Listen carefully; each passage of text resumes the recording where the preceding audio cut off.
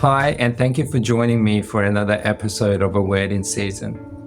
Not long ago, I had the great opportunity to take in some of God's beautiful creation along the Great Ocean Drive in Victoria. And on one of those days, I sat with Jesus as he spoke these words from Matthew chapter 11. It's a well-known verse. Come to me, all who labor and are heavy laden, and I will give you rest. Take my yoke upon you and learn from me, for I am gentle and lowly in heart, and you will find rest for your souls. We can say many things about our lives, the seasons and the times that we live in. With all that is going on in the world and in our lives today, it is undeniable that we are not marked by tranquility or restfulness.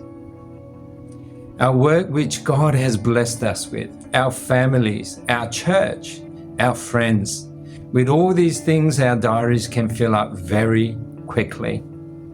And none of it can be bad in and of itself. For some of us, even our leisure time is not rest. As we work hard to achieve only a few moments of peace, then we fill it with things to do. And there is so many things to do. There's always things to do. But surely there must be something more God had desired for us. And as I said, hitting that pause button, overlooking Apollo Bay, he reminded me that there is more.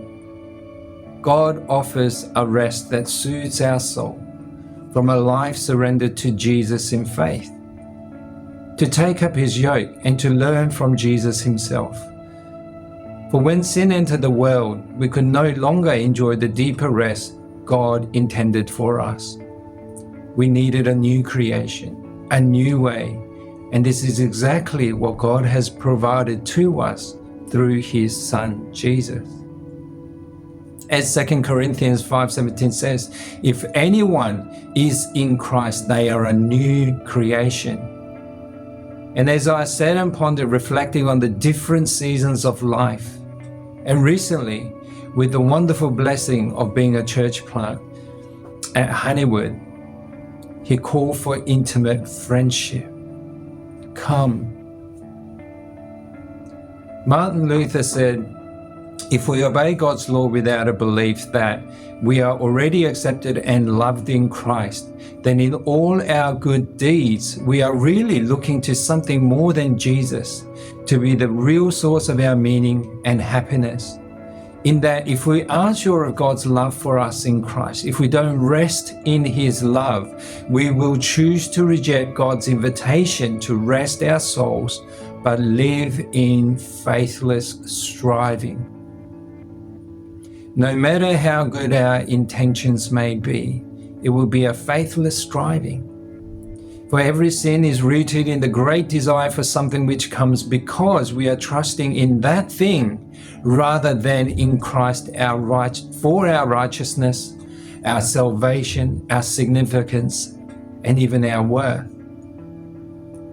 We are called to be a new creation, no longer seeking our significance and worth in our pursuits, but to have the security in the intimate relationship with Jesus. The rest that God promises is a rest that we can enjoy even as we work, a rest that enables us truly to rest from our work and our pursuits, a rest that we will one day enjoy fully in his presence. And this can only be found in an intimate relationship, friendship with Jesus. Jesus has cut through the facade of empty religious pretense and desperate worldly striving, and he offers us a gracious invitation. Come to me. Is our soul at rest today? Or are we anxious about what tomorrow may bring, or exhausted by what we feel we must achieve today? The work that satisfies our greatest desire and solves our greatest need, the work of salvation, was finished by Jesus on our behalf at Calvary. And now he invites you and me to come to him, to know that he He has taken care of our eternal future, to trust Him and learn from Him through His Spirit in His presence, to know Him and to be known by Him. So let's trust Him and let our soul truly rest in His love and in His goodness. Won't you come to Him and be in His presence today? God bless. Until next time.